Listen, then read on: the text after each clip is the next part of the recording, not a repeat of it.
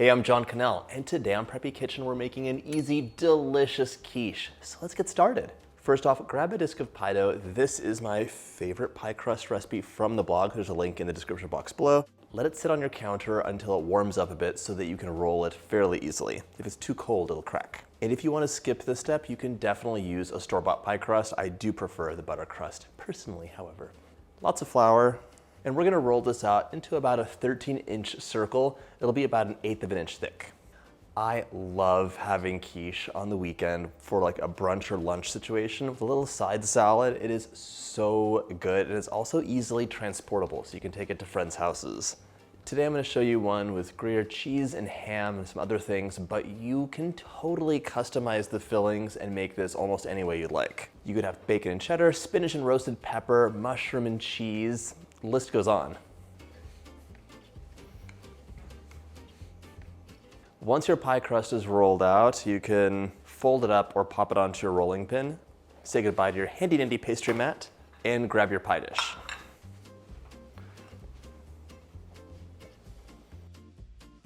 Fold the edge underneath. This gives us a little bit of room to play with and do some decoration, and it also gives the pie dough some more strength.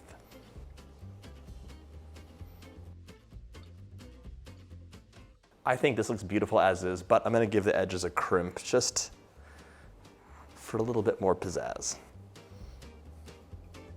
This looks pretty nice right now, but it would turn into a puddle if I popped it into the oven. So you're gonna take this and place it in the freezer for at least 20 minutes. Oftentimes I'll make my pie crust, shape it, and have it in the freezer a day or two in advance, and that just makes the rest of the recipe go on so easily. This is going into the freezer, and we'll be right back. While your pie crust is chilling, go ahead and heat your oven to 425. We want it nice and very hot when that pie dough goes in. Today's quiche has 1 cup or 180 grams of diced ham.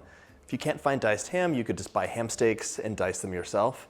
But the deal is that any filling in here shouldn't be wet. So you can pat this dry, or you can cook it. I'm gonna cook it because it'll be more flavorful. But the same thing goes for any other kind of wet mix-in you're using, so keep an eye out. Pop your pan over medium heat.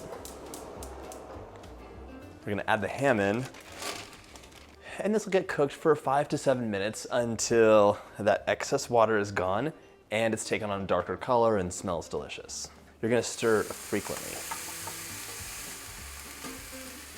My ham cooked up, I took it off heat, and now we can go back to our pie crust and get that into the oven. Grab it out of the freezer, and you're gonna want some parchment paper to protect it. This is optional, but whenever I'm blind baking a crust, and blind baking just means you're pre-baking it so that it's nice and crisp when your filling is done. Otherwise, the pie crust would be soggy and like melt, it'd be horrible.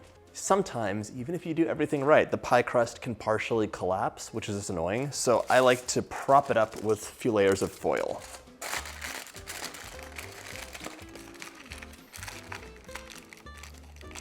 And to prevent it from bubbling up, we're gonna fill it with either dried beans or pie weights. We're gonna pop this into the oven 425 for 10 to 12 minutes or until the edges look dry. This crust just needs a head start in baking by itself. If you're using a store-bought frozen pie crust, you do not blind bake it. Just make sure you grab a deep dish one, or you're gonna divide the filling between 2 of the regular pie shells. In you go. While the pie crust bakes, we have a little bit of prep work to do, so grab 100 grams or so of Gruyere cheese. And as I said earlier, this is a very easy to alter recipe, so use your favorite cheese here, as long as it's not super soft. Sharp cheddar would be nice as well.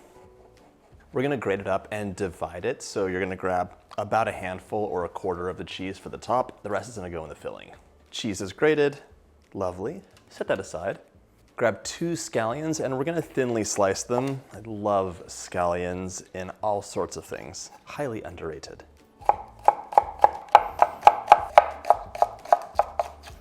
And just like that, my prep is done, so grab a big bowl, and we're gonna get this filling together. Into a large bowl, I'm gonna crack 6 large eggs.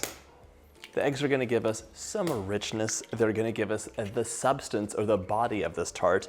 Because you should remember, a quiche is a custard tart, a savory custard tart that you fill with delicious things that you love, all wrapped up in a buttery, crisp crust.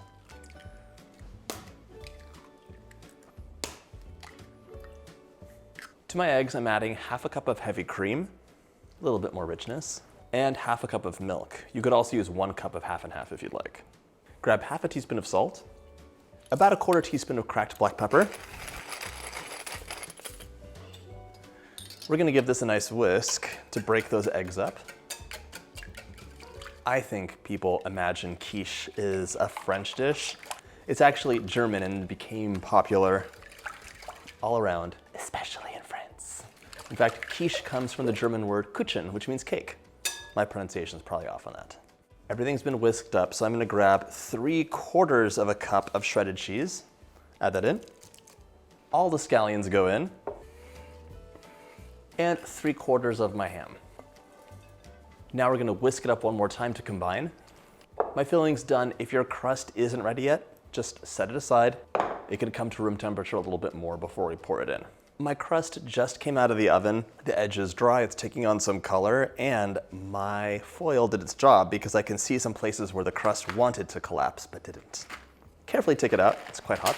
Remove the paper as well, and we're gonna dock it all over with a fork. This will give a place for the steam to escape so our pie crust maintains its shape as it bakes and doesn't bubble up into a huge mountain of pie crust that's unusable.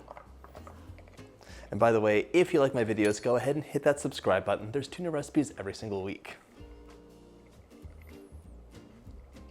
We're gonna pop our pie crust back into the oven for 6 to 8 minutes or until the bottom appears dry.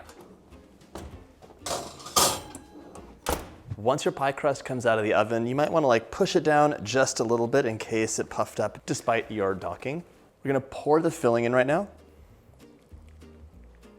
If your filling's piled up, just move them around with a fork gently. And I have a pie shield here. You could use foil as well. I'm just gonna wrap this around the edge and it'll prevent the pie crust from burning. If you don't have one of these, which are really handy, just wrap some foil that you folded over and then scrunch it around a bit. Reduce the temperature of your oven to 350, and now we're gonna bake this for half an hour, then sprinkle the remaining toppings on and bake an additional 20 to 25 minutes or until the center is set. Pop it onto a rimmed baking sheet and in you go.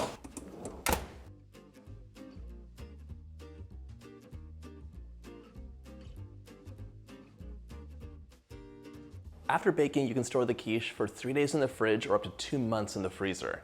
Allow your quiche to cool for 30 minutes before slicing, garnish with additional scallions, and just like that, it's ready to enjoy.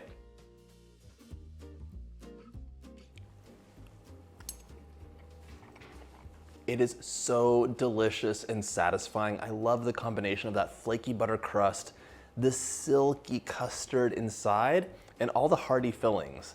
I hope you get a chance to make this delicious recipe, and if you like my videos, hit that subscribe button and check out my brunch playlist.